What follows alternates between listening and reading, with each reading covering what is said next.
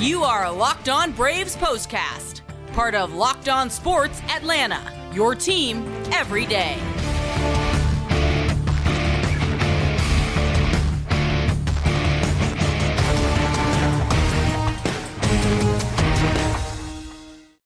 And hello and welcome into the Braves Postcast, part of Locked On Sports Atlanta. Grant McAuley and Jake Mastroianni with you after yet another Braves win. Make it 8 in a row as Atlanta gets a truncated sweep of the series against the Philadelphia Phillies with a 5-1 win in extra innings on Thursday afternoon. We got all kinds of fun stuff to talk about when it comes to this one, though it might have felt a bit frustrating before it got fun there in the 10th inning. As always, I want to remind you to subscribe to Locked On Sports Atlanta wherever you get your, right here on YouTube, I should say, and Locked On Braves wherever you get your podcast. That's the order we do that in.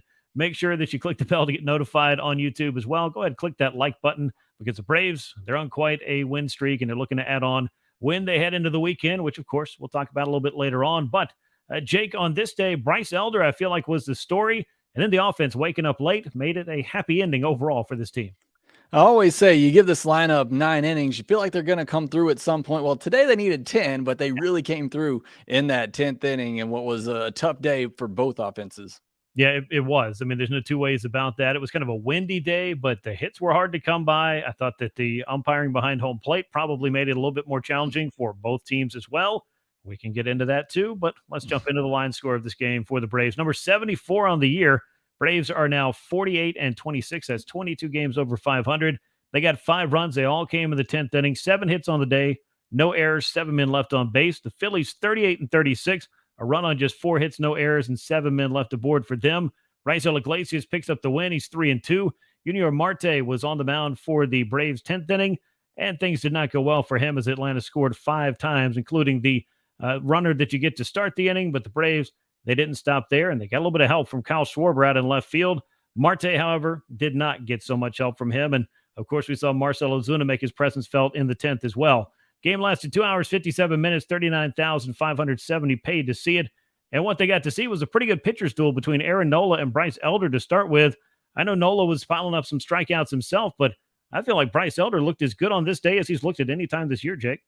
I pointed it out in his last couple of outings where, he'd give us a good chunk of runs, but overall the stuff I just thought was really good. So I think he continued that in this one. Obviously, like we talked about, the offense was both offenses struggling, strike zone kind of moving all over the place. A lot of time was given a good bit off the plate. And I think Elder benefited from that just as much as the Phillies pitchers. But I mean, even the stuff, you were seeing some swings and misses, just that sinker was diving in, down and in on right-handed hitters and going under their bat. Travis d'Arnaud talked about that after the game, just how that sinker, you don't see too many like that. And it's really hard to pick up. 11 whiffs for Bryce Elder. He doesn't put up big whiff numbers, but he also had 19 called strikes and an 85.9 mile per hour average exit velocity against just not a lot of hard hits. The hits he were giving up, it was just some balls that snuck through the infield, which is going to happen a lot of times with a sinker baller pitcher. So again, and they asked Brian Snitker after the game, is Bryce Elder, should he be in the All-Star game? I don't know how you say no at this point with what the guy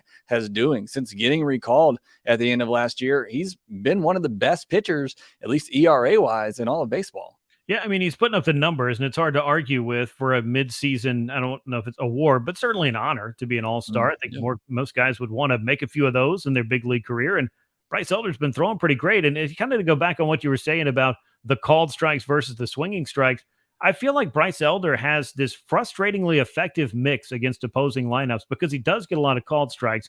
And putting aside some of the inconsistency of the man calling the balls and strikes today, that has really been a trend for Bryce Elder. I feel like most of the year when he's really going, hitters are kind of giving up on certain pitches. They're taking in counts where maybe they were expecting something else.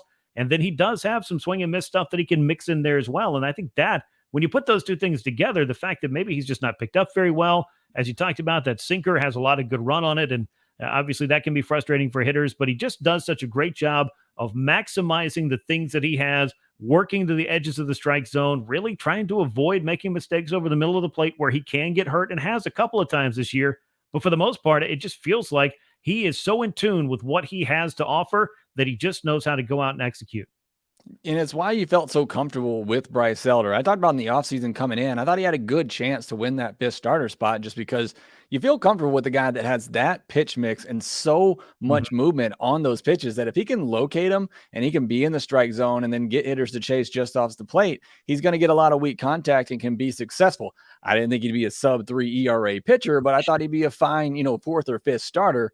But he is proving to be so effective with those pitches, getting those calls on the edges of the zone, and then being able to nibble just off enough to get hitters to chase and to create that weak contact. And that's the pitcher he is. I mean, there's no deception there. You know what he's trying to do, but he's doing it so effectively right now that I just think you can't overlook the results anymore. Yeah, and he's anything but one-dimensional, I think. On top of that, he's not just kind of a one-trick pony where it's like, all right, well, if this one pitch doesn't work, then I really just don't have anything else I either believe in or can go to get outs or at the very least soft contact. Maybe the swings and misses as well. So it's just a great mix going on right now for Bryce Elder. I think that's about all you can say about him and his effectiveness right now. He's mixing things extremely well and staying one step ahead of the offenses more times than not.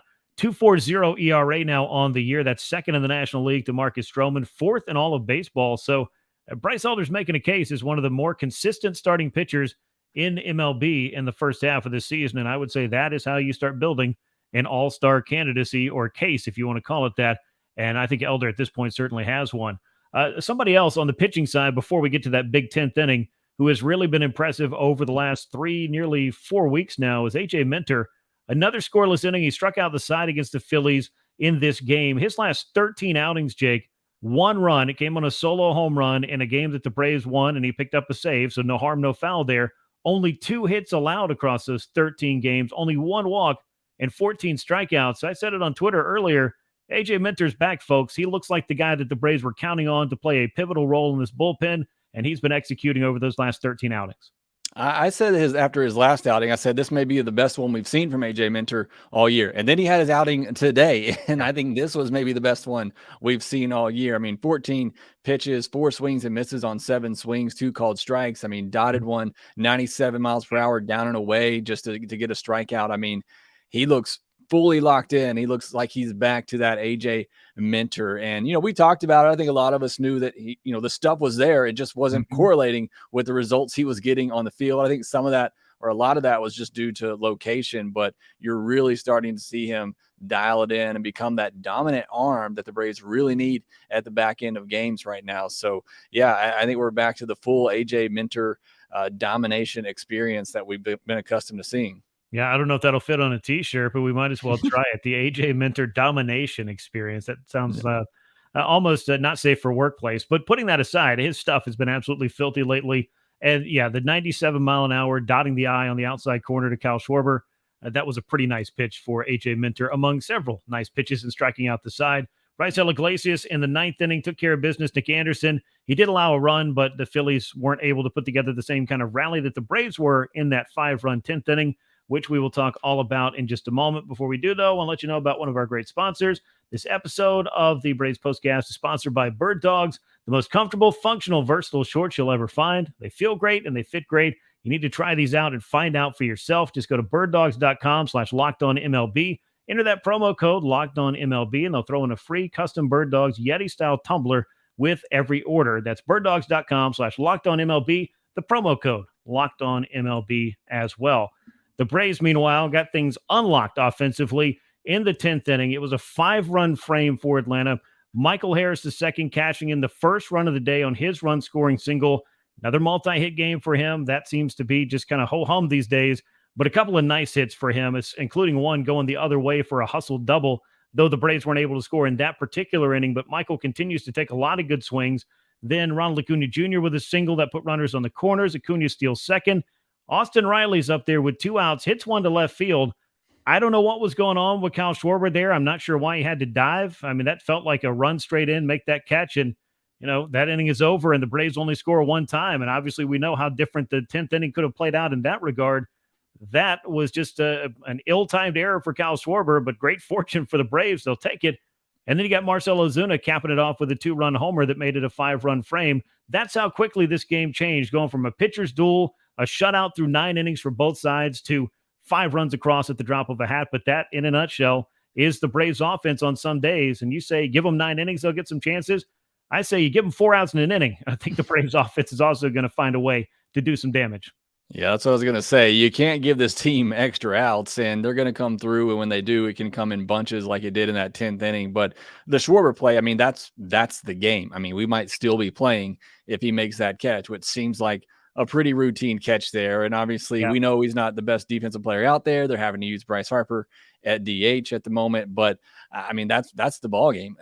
Braves end up going on to score, 2 runs on that. And then you get the 2-run homer and the Braves get the 5-1 win. So, I mean, credit to Austin Riley, I guess. He put the ball in play, and sometimes you do that and good things happen. And then credit to Marcell Ozuna as well. Came through, got the big 2-run homer to really put the game away after the first pitch of that at-bat. May have been the worst call of the day on some really bad calls. I mean, that pitch was a half a foot off the plate inside, but was able to stay in the at-bat, get a hanger, and he absolutely destroyed it. So, again, great job by this offense. Good job hitting by Michael Harris and Acuna to both get hits there. Wish Ozzy could have came through in that situation with runners 2nd and 3rd and 1 out, but he didn't. Austin Riley picks him up, gets a little bit of help, and Ozuna puts the exclamation point on it. Yeah, it all came together the way the Braves needed it to, because you want to score, multiple runs in that particular situation, because you know that the team coming up in the bottom half of the inning, they're going to have the opportunity to score that man at second base and then continue to add on. So you got to make the most of it, especially on the road. In this scenario, I felt like the Braves were able to do that. The Schwarber play, no two ways about it. That helped them out immensely. And yeah, putting the ball in play in that particular instance, and more times than not, at least gives you a chance of something crazy happening. And this was a day the Braves were able to cash in on something crazy happening to their great fortune.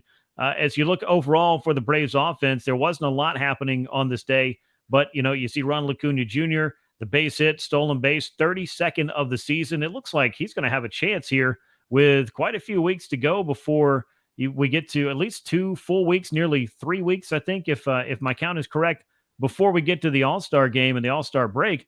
He could be at 40 stolen bases, and Jake, he is now just 5 stolen bases away from his career high set in 2019. So the Ronald Acuna Jr. experience continues to be one that's enjoyable to watch. And he also decided to go ahead and uncork a throw to home plate in the 10th inning. That was clocked at 104 miles an hour, according to StatCast. There are not many things that Ronald Acuna can't do and is not doing altogether in 2023. Yeah, it's fun to watch. We talk about it almost every postcast, as you know, but I'm hoping the goal here is get to 40 by the All-Star break and then just really start cranking out those home runs in the second half to get to that 40-40 season. But I mean, the guy is just amazing. 0-4 to start the game. He did move the runner over, I thought, in a good situation earlier in the game to set Michael Harris up to score. Unfortunately, weren't able to come through there, but comes through, gets that hit there in the 10th inning, allows the Braves to add on. I mean, he just does everything for you. I mean, he's a complete player. One of the best players in all of baseball. I got to hesitate saying the best now because what Ohtani's doing is pretty amazing as well. Sure. But Acuna is certainly up there with what he's doing.